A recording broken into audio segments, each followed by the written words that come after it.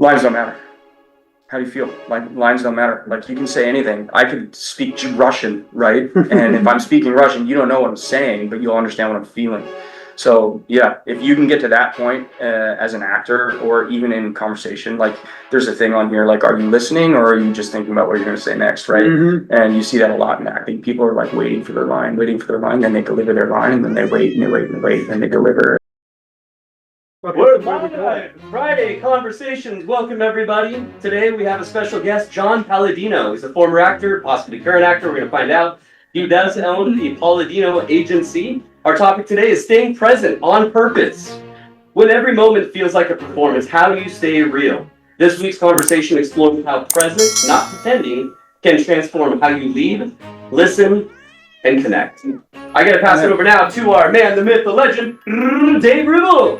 Yeah. Hey, Dave. Thanks so much, Josh. What a great day this is for all of these folks coming in to listen to John. Can't wait to hear from you. Oh, absolutely. And we're going to start introductions, but before we do it in here, we've got a situation where we have a whole lot of other people. Like a satellite. Zane's out there with him right now. Zane, can you hear me? Oh, can everyone hear me? All right, there we are. Yeah, we are in the overflow for Drive By, and we're excited to be here extending our conversation.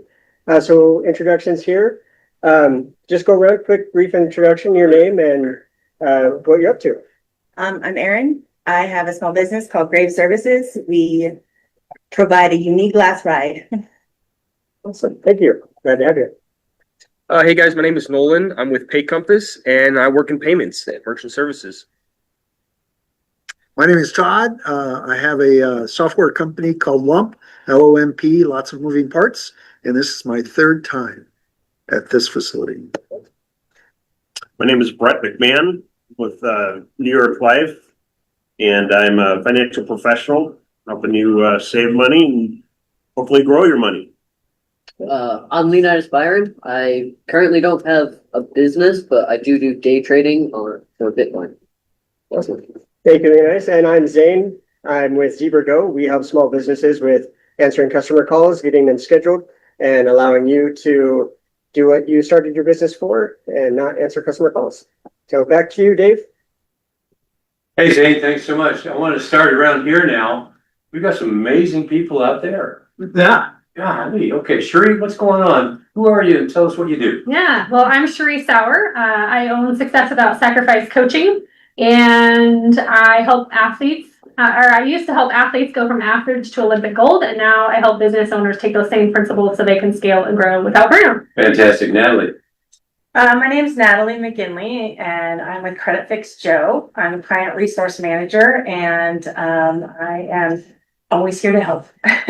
And that guy next to you is Josh. Yes. Hi, I'm Joshua Jamerson with Credit Fix Joe. We help restore people's bad situations so they can move on with life. And Rob. Hey, I'm Robert Reuter with IDIC Designs. I work with small businesses that want to eliminate the technology overwhelm in their business and increase their opportunities for growth. And I'm Dave Ribble from Standout Mastery. We coach you on communication, connection, and collaboration.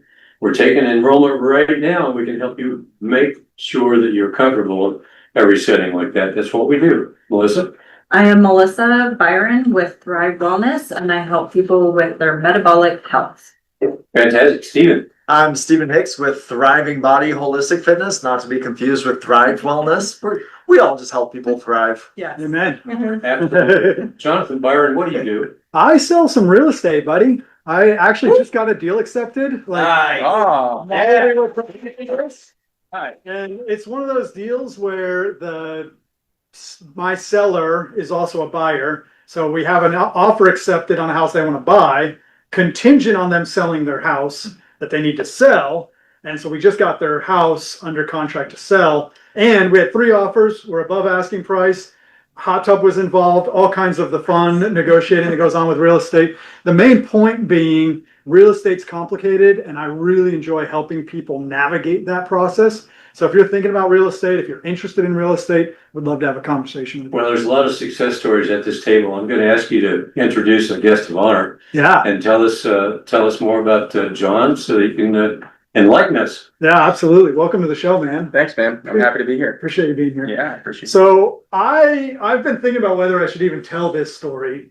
So Uh-oh. I was watching you before we met. Hey, No way, really? John, I'm gonna cut you off for a second. I've noticed the last couple of weeks, our guests come in, do their topic, and then we don't actually know what they do in their day or how we can support them. So before, John, what's your 9 to 5? What do you? Okay, so I'm John Pallindino. I own the Pallindino Agency at American Family Insurance. We specialize in property, casualty, life insurance, and a few other things. So that's what we do. Yeah, fantastic. And an actor. And I was a full-time actor for 15 years, and I do some movies and stuff every now and then now. Yeah. So we'll get into all of that. Mhm. But our kids go to Mullen Road Elementary. Yeah. And I was like standing in the drop-off line and I was like watching you. And we hadn't met yet. I felt your eyes. But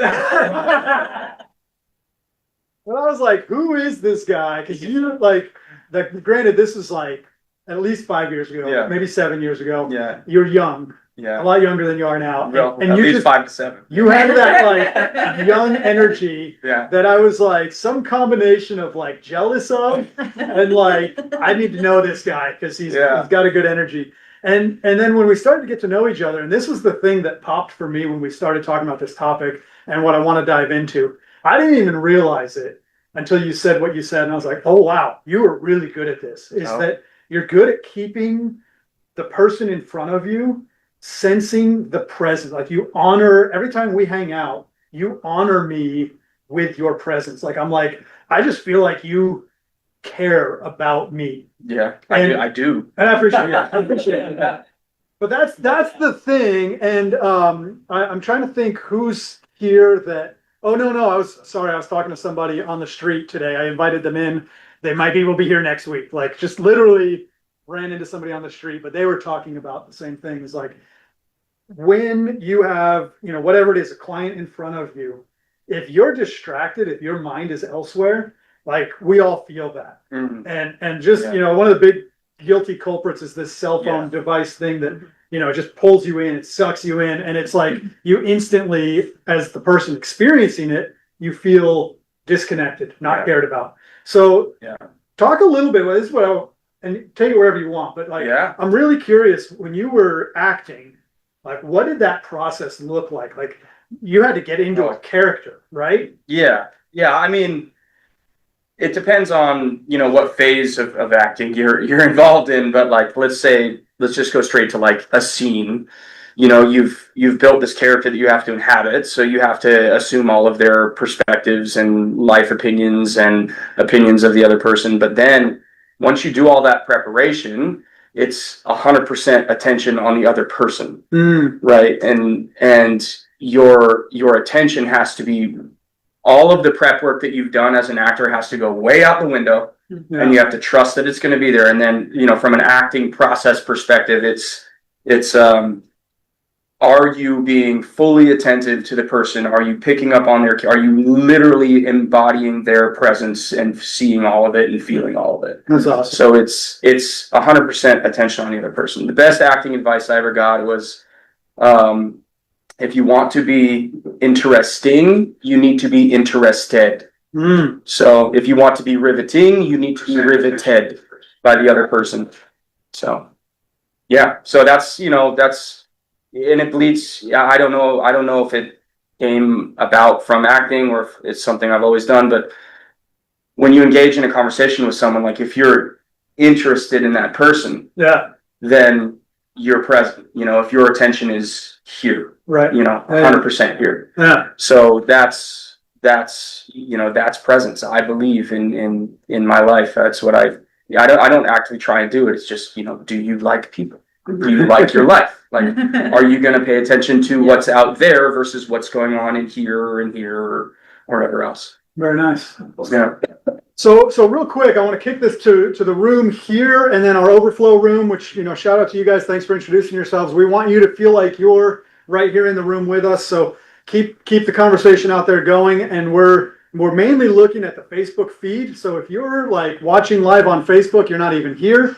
If you're in the other room, jump into the Facebook conversation. And then here in this particular room, like, let's be present. And although it's hard to forget that there's other people involved in the conversation, what's swirling in here? What comes to mind when you think about presence, and whether it's an experience you've had with somebody that doesn't do a great job at making you feel like they're present, or where you got to be present with someone and you saw that sea change for them, where they've shifted their perspective of you, your business, that kind of thing. I had a experience a few years ago with one of my best friends. His name's Gonzo. We were out bowling, and this dude was addicted to Snapchat. Like he would go on the lane and like throw a ball while like recording, like filming himself throwing. Like, Yeah. There was a phenomenal deal at the bowling alley we were going to every week, so it was great to be there. Except it was meaningless to be there because he was just on Snapchat, and so. One time he went up to throw a ball and I just put my shoes on and walked off, and he texted me like 15 minutes later. He's like, "Hey, dude, where are you?" He thought I went to the bathroom, and I was like, "Dude, there was no point to be there. You weren't actually there. Yeah. I'm not here to throw balls. I'm here to hang out with you, and you weren't there." And That's sad. yeah, but he's been phenomenal since. He brings that story up quite a bit. He's like, "Hey, I want you to know, my phone's not here. I'm not here for you." That's great. It's like we sometimes confuse being around people with being with people, and there's a significant difference. Most definitely. Yeah. You know, one thing you said there like really stunned me was you said it was meaningless to be there. Like, and in our world, like, why do we hang out with other people? Like, why do you have families? Like, why do you have kids? Why do you, all of the human experience? And I think that's one thing that acting is, what makes it such a attention grabbing device or whatever it is. It celebrates the meaningfulness of human interaction, and it sucks when you're hanging out with someone and it's a meaningless time, and it's all due to what? For attention that they want on Snapchat, or it's interesting. In the training and things that we get involved with stand-up mastery, we've identified 7 different personality types you might run into when you're at a networking event. And one of the most popular ones is the wall hugger. But another one that's pretty popular is the one that will stand there and talk to you, but still look over their shoulders and see if there's anybody more important. Mm-hmm. Yeah. And when we talk about it, they go, "Oh yeah, I know that one." Yeah. It comes up quite a bit. Yeah. What do you think the most important aspect? I mean, I know you talked about one thing, like you got to invest or be interested and all that. Mm-hmm. But what do you think one like really important variable in acting in general? Like you meet a lot of people when you're on set. It's really invigorating. Like you build a lot of energy within. I mean, it's just a cool thing and a cool experience. But what one thing did you really learn about it, or you could take away from the whole thing that is a really meaningful, life-changing aspect? The whole industry. How did it change you as a person? Now you're back in the world doing business, etc. How do you be present in your world as John, not John Pallindino, the actor? Yeah, I mean, God, one thing.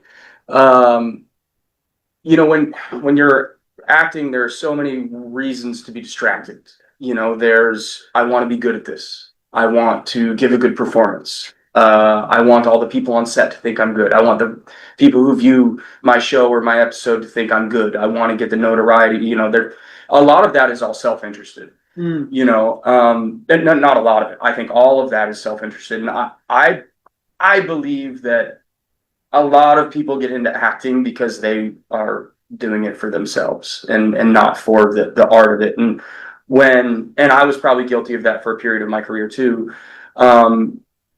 But if you get into it for the art of it, for the actual act, I used to say this to my friend. I used to say, we are not the product of what we do. We are the doing of that thing. So we are not what comes at the end of the activity. We are the activity of doing it.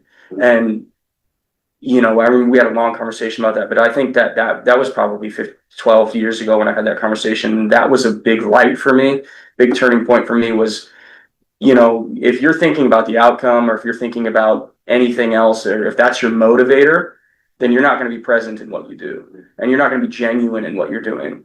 So I would say, you know, and acting is all the peeling back of all of those self-interested insecurities that might carry you on or motivate you even, you know, you want attention. So it motivates you to endeavor in this thing.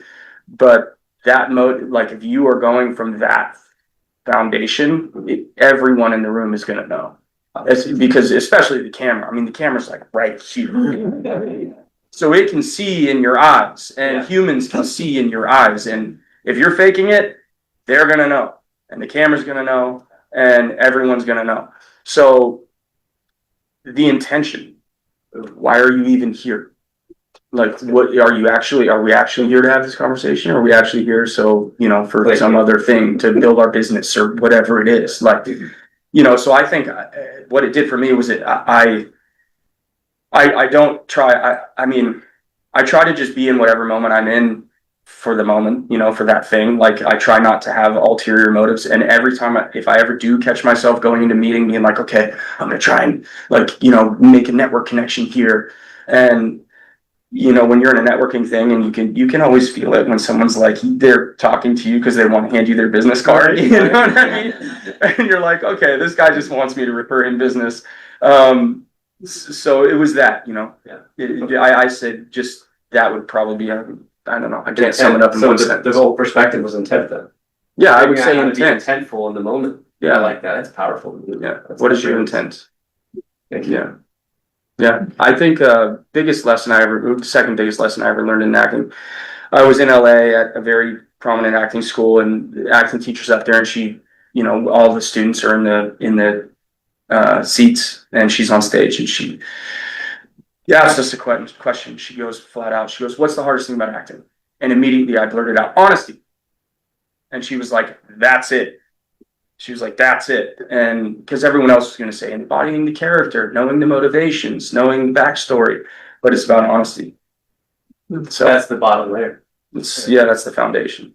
So that actually brings up something that's been going through my mind, because something you're talking about acting, and one of the impactful books in my life was called Finite and Infinite Games. Mm-hmm. In that book,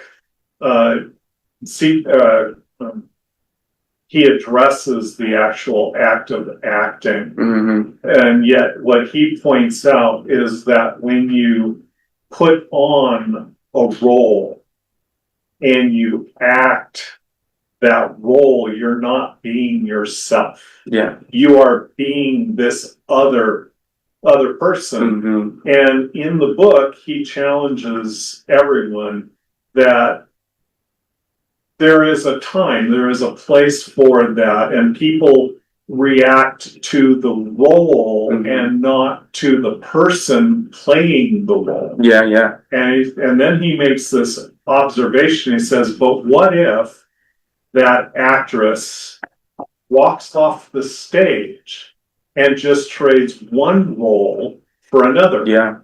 The role of Ophelia versus the role of actress. Yeah. It's still not being real. It's still not being who I am. Mm-hmm. It is putting on what I think other people expect of me. Yeah.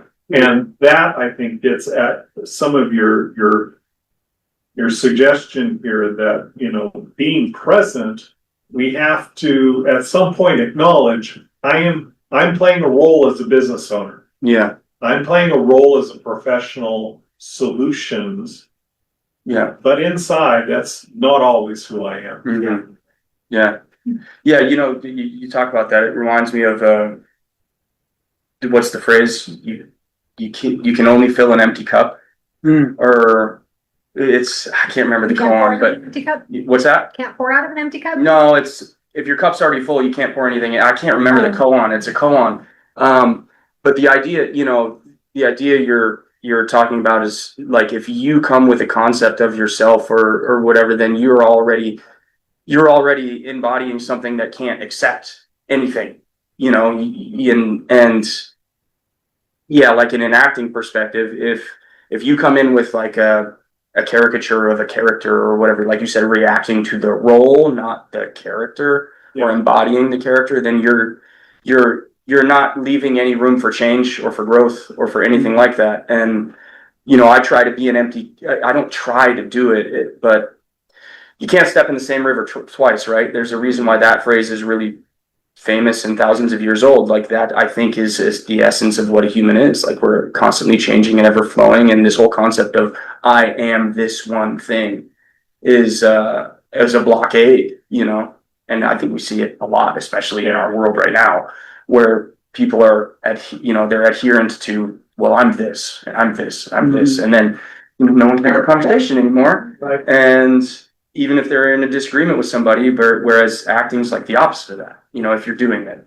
But, yeah. Does make sense. I know I like hearing the stories, the behind the scenes sometimes in our favorite movies and things where they speak to an actor or an actress that in the moment began to feel what the story was. Yeah. And got out of saying the memorized lines to actually focus on what's reality here.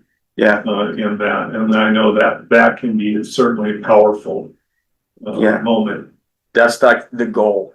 Like if you can just be in the moment, and the lines are Meisner, her big acting, famous acting teacher from a long time ago. Lines don't matter.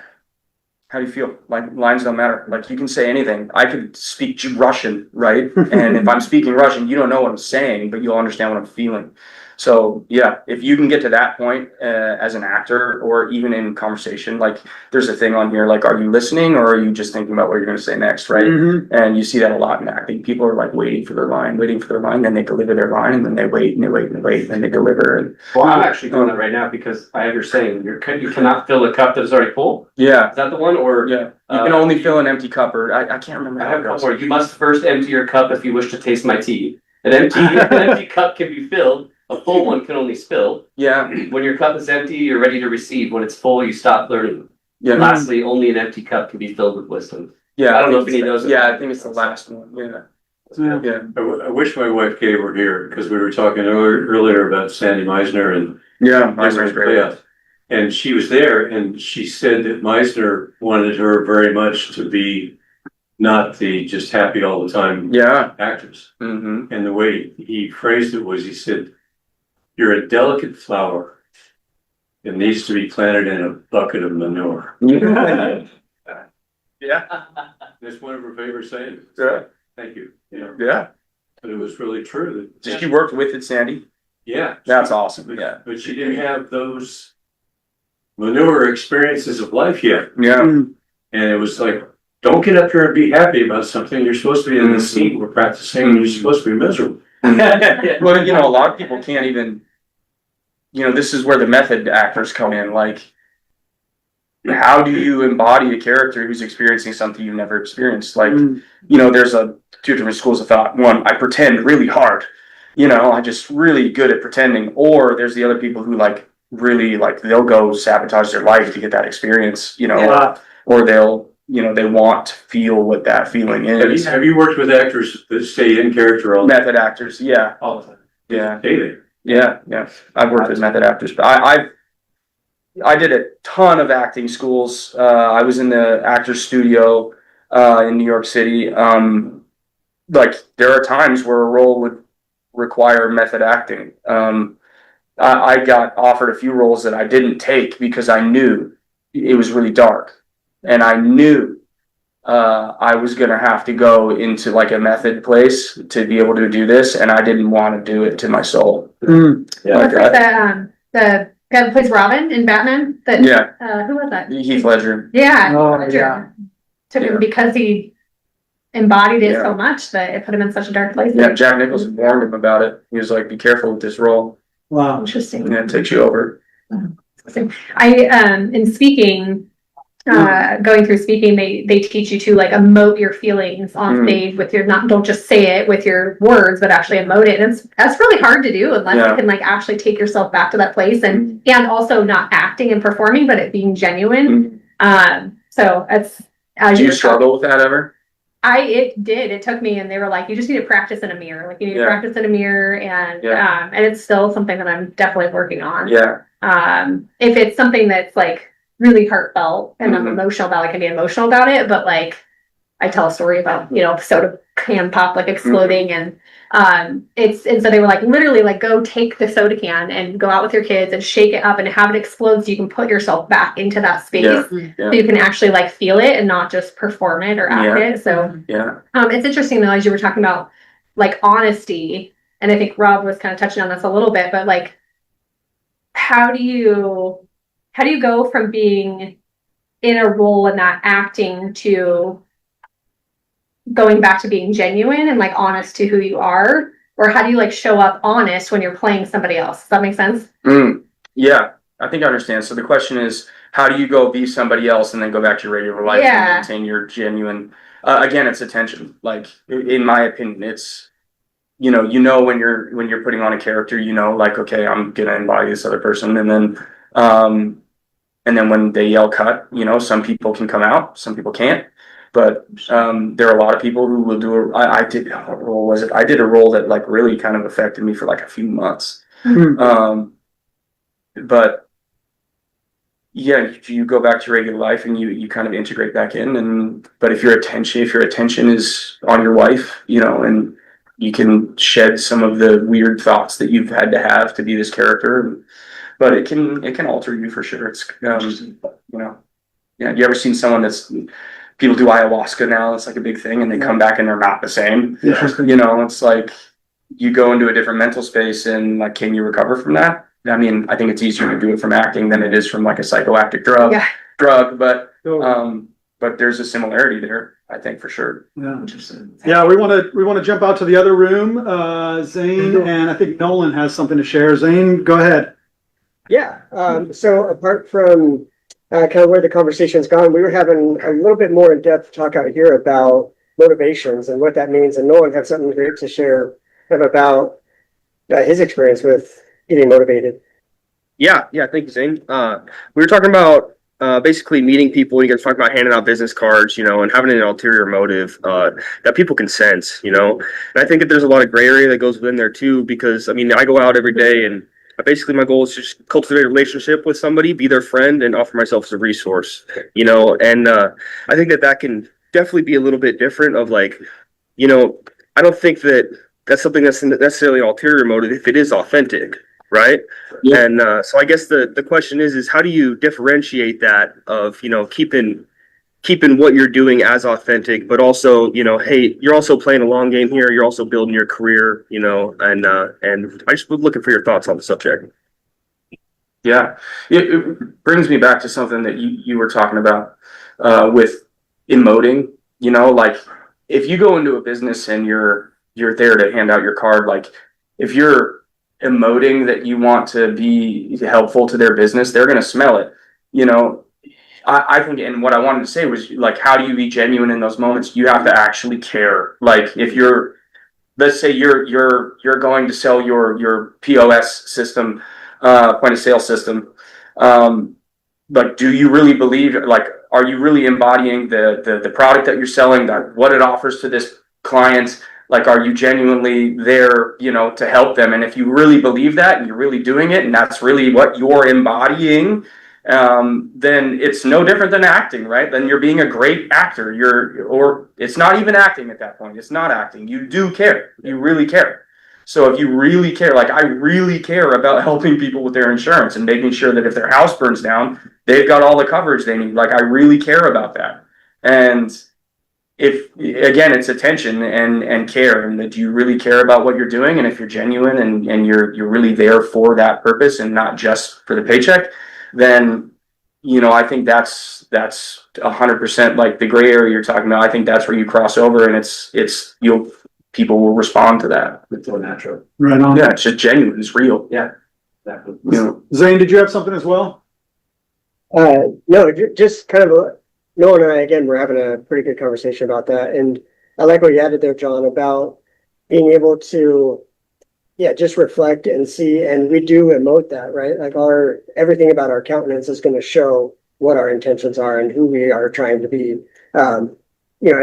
there's that point where, you might even start with good intentions and you're, really wanting to connect with someone, but then you realize, hey, this could be a really lucrative business deal. The dollar signs are going to start showing in your eyes, and then your authenticity just goes downhill from there. It's called being starstruck. Yeah. I had to do a scene with Jennifer Lopez. That was really hard to be genuine. That's good.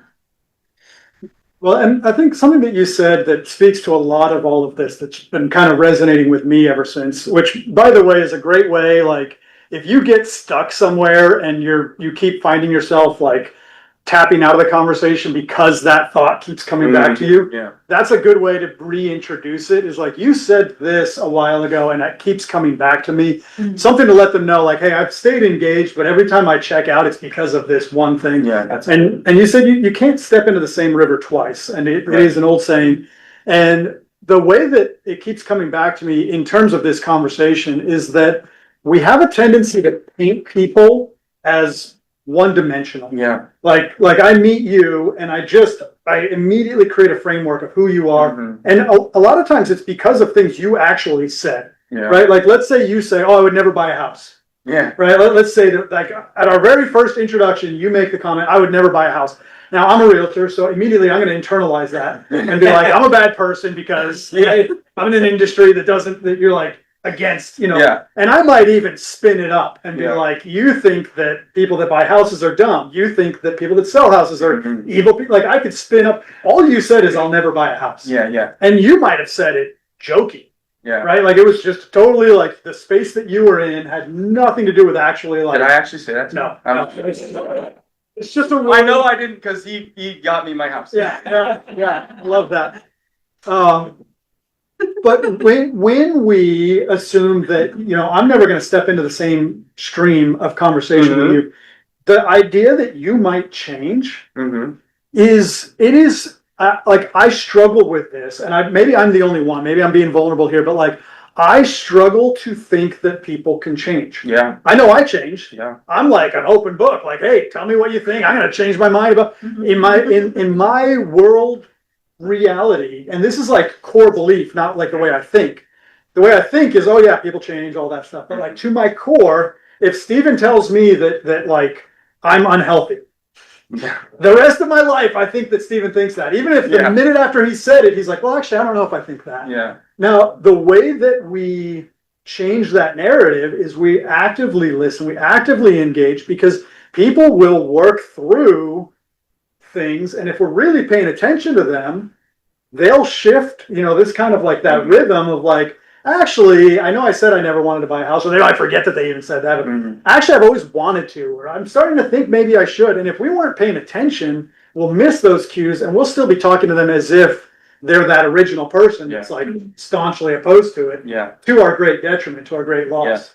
Yeah. Every moment's new, right? Like, every interaction's new. I mean, I think a lot of that comes down to self-reflection. It's like, how often am I in the same mood?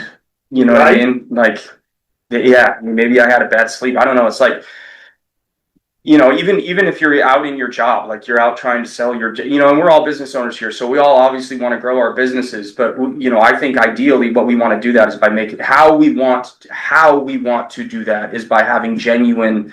We want to offer what we have to the world genuinely, right? And if you do that, but you might encounter someone who's like, I do it every day. I call someone up. I'm like, hey, you contacted me about your insurance. I hate you. You're the 58th person who's called me today. It's like, okay, well, maybe you'll call them tomorrow, and they're not dealing with like a pop tire or something. I don't know, but yeah, I mean, you just can't box people in. It's like even though we do and we want to, and but you never know. I mean, I'm not the same person day after day. I would actually take it even a step further. I think to be an infinite type person, we're obligated to not treat them the same way. Obligated, I like that. We have to recognize that every moment is a fresh moment. And so this was the whole thing that James Parse laid out in Finite and Infinite Games is this. finite games, you're looking for winners and losers, and so you classify everything and you say, this is going the way I wanted, this is not, get out, you know. Zero sum, yeah. Zero sum game and so on. Whereas if we're being an infinite player, we are being vulnerable to change, that something will happen, and we keep putting ourselves into a situation, not opening ourselves up to abuse, but putting ourselves in situations where we accept that this was what happened, but it doesn't have to be the result. Yeah. We can always say, what else can I do to help move this in a valuable way for both, Mm-hmm. you know, good players. Yeah. Go ahead. Dave, I'm never gonna speak over that. Speak a little bit to the fact that we're all vulnerable in another way, and that is that we might have people that we trust or we have a lot of respect for who might say something about a third party. Interesting. It isn't accurate, you know, it's not necessarily accurate. And then I would find out later on, that's not my opinion at all. Yeah. So you're like in a situation where someone you know, care about, trust says something about a third party, and you disagree with them, or you don't know and you assume that they're telling you straight. Oh, and I you see. Find out later on. So you're talking about hearsay, like rumor, Yeah, you wasted a lot of time there because that's not your real take on it after you get to know them. Yeah, I mean, you know, we deal with that a lot, like comments on, you know, you read the comments. And like, none of these people know anything about this person. You know what I mean? I mean, I don't know. You know, if it's everybody I want to encounter them as if I know nothing. Yeah. You know, and you know, I obviously there's some naivete and what's the word? Anyway, some naivete to that. Like you could open yourself to being played. You know what? My family watches Survivor a lot. Have you seen the show Survivor? So, you know, constantly people are talking smack about each other, and then, you know, and I always imagine, like, if I played that game, like, I would want to encounter every single person as if I know nothing. You know, like, if John told me that Melissa wanted to vote me off the island, like, I wouldn't assume that that's true necessarily. But I would maybe keep the colonel in there and, you know, just meet her but you have to be open to the fact that, you know, maybe John was heard wrong, you know. Or I wanted to plant a seed. Yeah, I want to speak to this actually. And before I do, Sheila said your outfit looks on point. Exact quote. Cherie, your outfit is so good. So, and all of you look great. Everybody.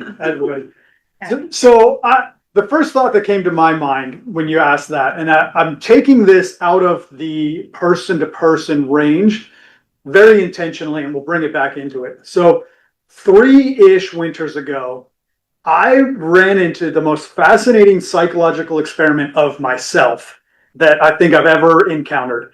And it was this. People were telling me how miserable they were because of the weather. Like, oh, it's so cold. Oh, it's gray. Oh, it's snow. Oh. And I started to carry their distaste for the weather. I started to say that I would, you know, you'd ask me, how you doing? Oh, the weather. Oh, within weeks, I was miserable. Like, I literally personally was like, oh, I hate gray. Oh, like, and I all like, for some reason, and I think it was a book I was reading, something just snapped me out of it to where I was like, wait a second, that doesn't have to be my opinion. That, like, I am taking other people's thoughts and feelings and internalizing it and making it my own. I was like, no, actually, I kind of like this. Yeah, it's pretty. Cold weather means I get to wear warm clothes, means that I get to, you know, turn the heat on, put a fire on, drink hot coffee. Like I can enjoy this, and I don't care if you don't like it. I can, and so I shifted it, and I started starting with that, where it's like, oh man, isn't this weather great? And you know, people kind of give you that look, like, are you nuts? But then I tell them, like, yeah, it's cold, so I get to, you know, and they're like, yeah, actually, and I started to see my view of it spread like an infection of the good kind, I think.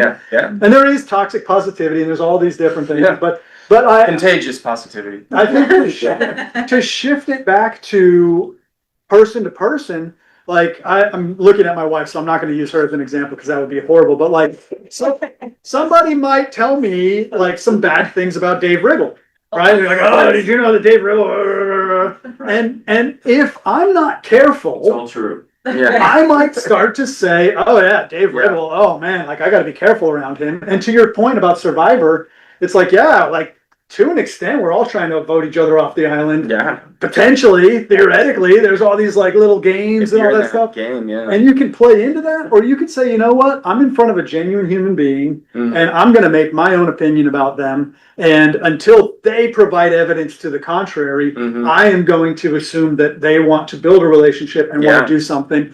And then, you know, if they show their true colors and it's not entirely what you'd hoped, then you pivot. And you Yeah. have to. But also, you don't hang them up on that. You know, like Right. you can't hang someone up on that. Like I've had recent incidences with family members and friends where they did terrible things, and you know. But do I believe that's ultimately them? I don't know. Right. You know, but I know where they are, and I know, you know, I know what they've shown me. But that doesn't mean I'm gonna like have a hard opinion about them that's not willing to change. Yeah. You know, like they're also, you know, part of the infinite if Yeah. they're in touch with it. And well, everyone's part of the infinite, whether they recognize it or not. But you never know when the infinite might hit them, you know? Yeah. Can I, you know, you spoke to John, I'm sorry, two Johns. John with an H. Yeah.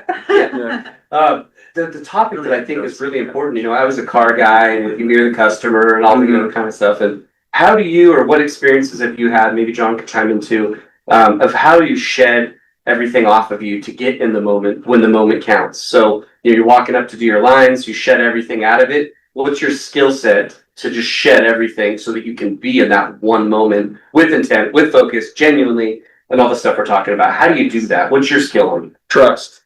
Trust in yourself. Just trust in the moment. Mm. You just, I offer this, what I offer is attention to you, and I'm just going to trust in that moment. And, That's what you tell yourself though? Like, I'm going into the scene, I'm going to trust. well, How do you, like, my mind is always going, so it's like, yeah, it's kind of a selfish question, but how do I shut down when I want to be present? It's a good What's your question. mind going about? While you think about that, and everybody thinks about that, Brett out in the main room, the big room, the overflow room. Zane, you there? Yeah, we're right here. Yeah, I'll just turn it over to Brett. He had some great comments to share. Oh, thanks. I appreciate it. Right in. Well, you know, listening to everything that John was saying was that the being present, that was real important because I know that with, especially in my line of business, just being present and being involved and making sure that we don't assume that people are going to be needing our services, that we're just there when things progress or mature. That's been real important to me. The relationships that we build, they're not instant. Everybody in this society right now is, you know, instant gratification. We have to kind of step back, settle down, realize that we need to actually interact and be present for the people that we're interacting with. Yeah, one thing I like that you said too was about the tangibility of things. Yes. A lot of us are dealing with things that are not tangible Correct. goods or services. Yeah. So being able to show our value Yeah. when there's not anything physically to show for it. Correct. Yeah. I mean, Yeah. I know that Mr. Jameson, him and I played together in the car industry for a little bit of time, and you know, it's real easy to get excited about something that's tangible and you know, touch, feel, smell. Same thing with real estate agents. You can get excited about the tangible and be the professional when it comes to the intangible part. But you know, most of us, from what I understand, we're all in the intangible world as far as the services we represent. Another thing that a lot of people have touched up on recently is the almost whirlwind of your thoughts when you're left alone. And this is a very dangerous thing if you go too far.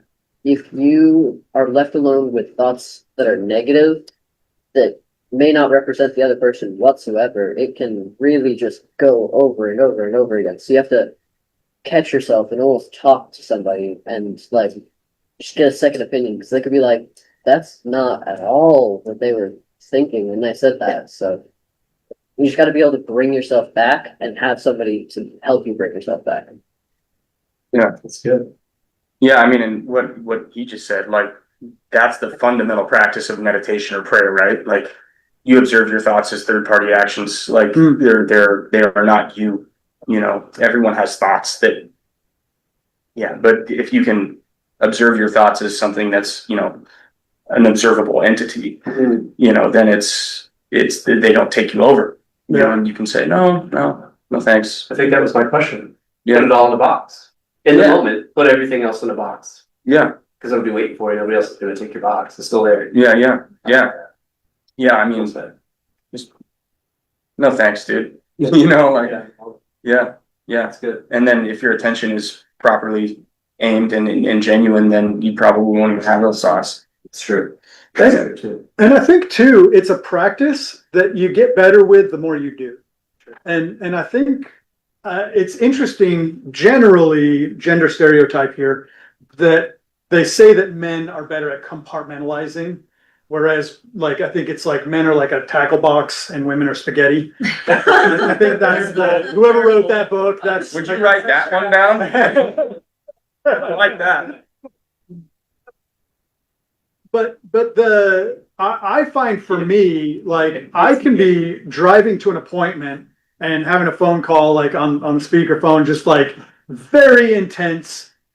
Maybe it's like personal, right? It's family and it's emotional. It's all of these things. And I'm on my way to a listing appointment. I'm going to sit down and try to convince somebody that I can help them sell their house. Yeah. And I need, I would say, a few minutes between those things to just in through your nose, out through your mouth. You know, just there's certain things we all know, like, or maybe we don't, and there's a book out there that you can read about it, but there's certain just practices, like literally just breathing, clearing your mind, putting things in a box. Like in my mind, I am putting all of this emotional stuff in a box and setting it aside. Whatever works for you. Like we all have our tricks, but I think that the more you do it, the better you get at it.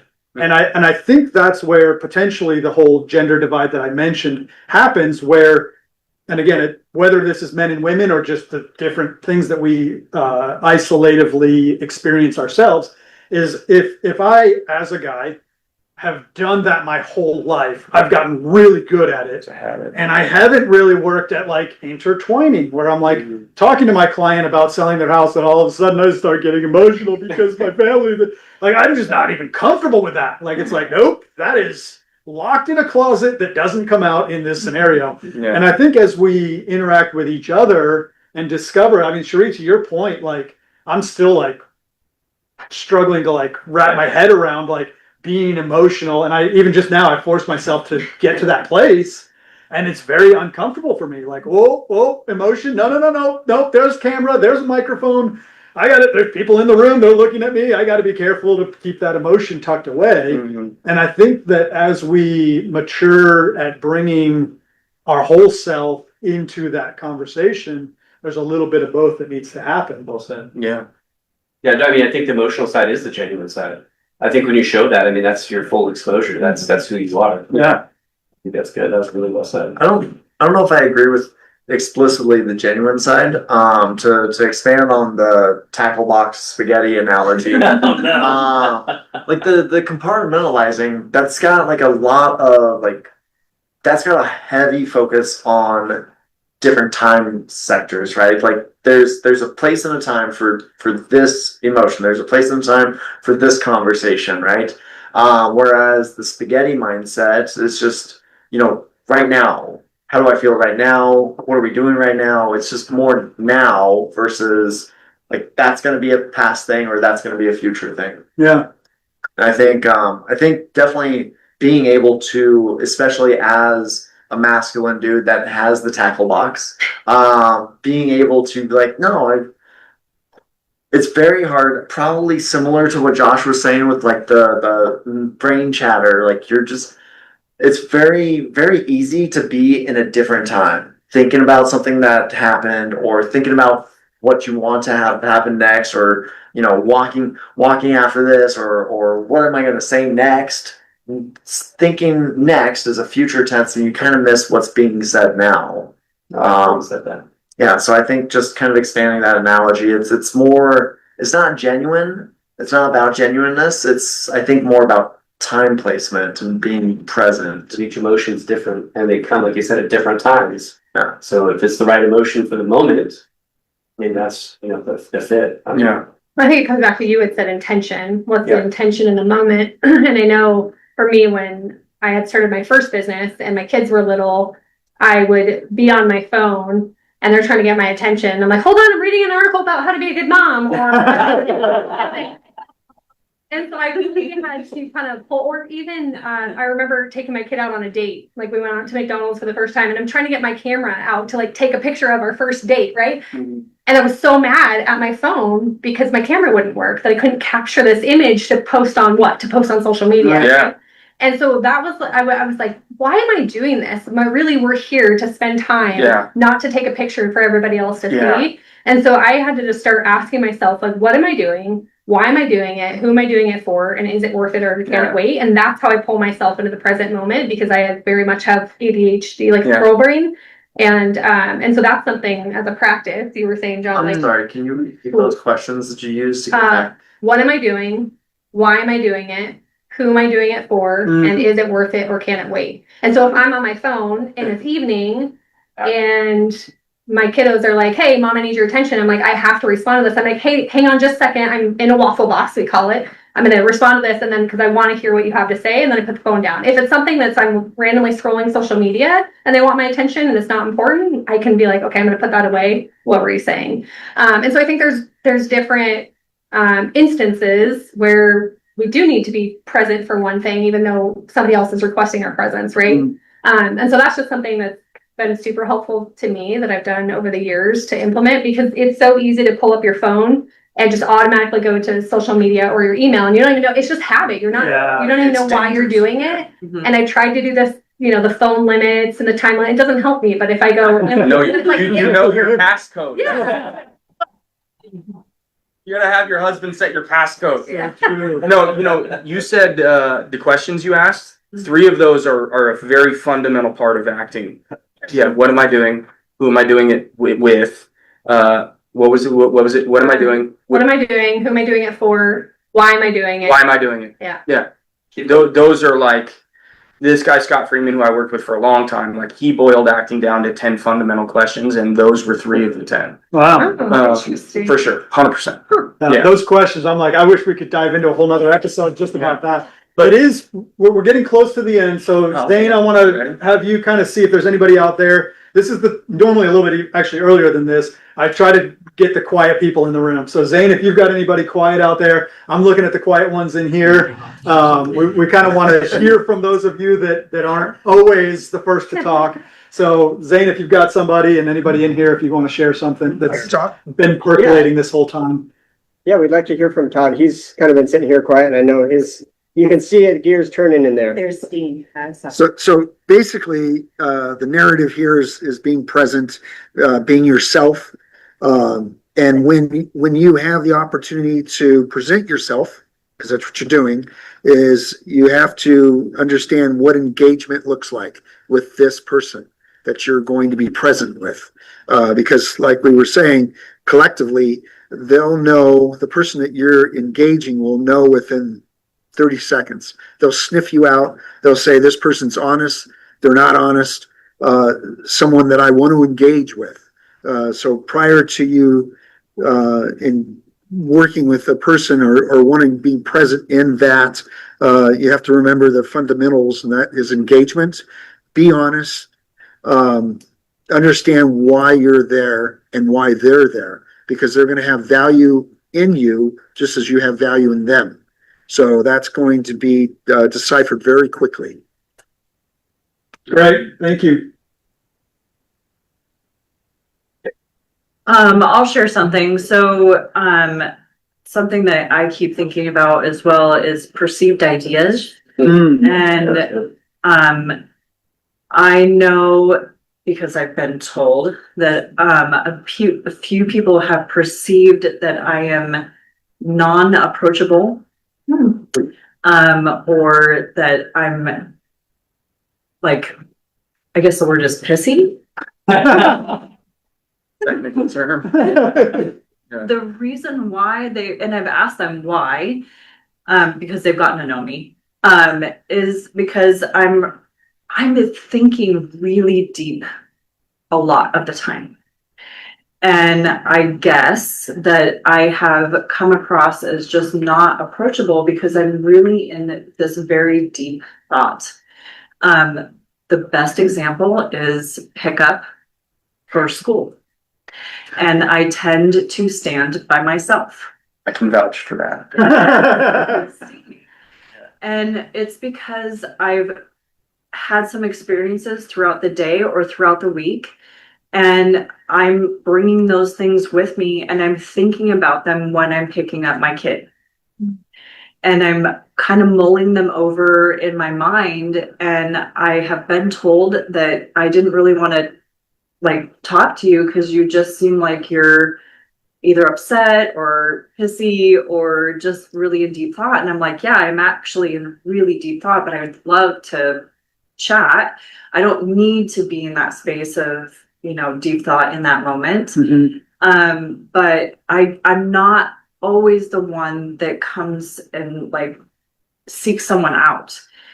And I've noticed that a lot in other people as well, is that they'll kind of stand by themselves, or what did you call it, the stand against the wall people, The wallflowers, wall huggers. Yeah. And I when it's a space like this, I'm more apt to actually go and seek those wall huggers out and kind of get them engaged. But when it's a huge space like pickup, I don't really tend to do that. And I think that's a really interesting thing about myself and other people. But I love this topic because just the living on purpose and having intention, and but those perceived ideas of other people really comes up a lot for all of us, I think. And I think Leonidas kind of hit it on the head where he's talking about like those negative thoughts are, circling, and we can get in that drain pipe basically of that negative thought. But, letting that really go and just being more intentional, living life more on purpose. And I think you do a really great job with that, John. I see you with your kids and your wife just about daily. And I think it's a really beautiful thing. And there's been times when Jonathan tries to call you and you're literally with your kids and your family for a special thing and you don't answer the phone. No. And I think that's really a beautiful thing for all of us to do.